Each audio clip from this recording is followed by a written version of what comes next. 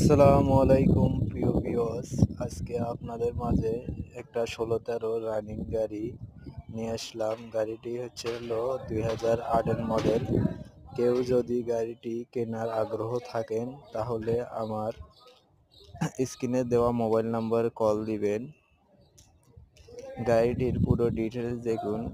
গাড়িটির চাক্কা, spring set এবং all still একটা গাড়ি। খুব সুন্দর ভালো মানের গাড়ি। এই গাড়িটা নিয়ে আপনারা ভাড়া মারতে পারবেন, কোনো ১ টাকার কাজ করতে হবে না। চাক্কাগুলো দেখুন এবং স্প্রিং সেট পাতি।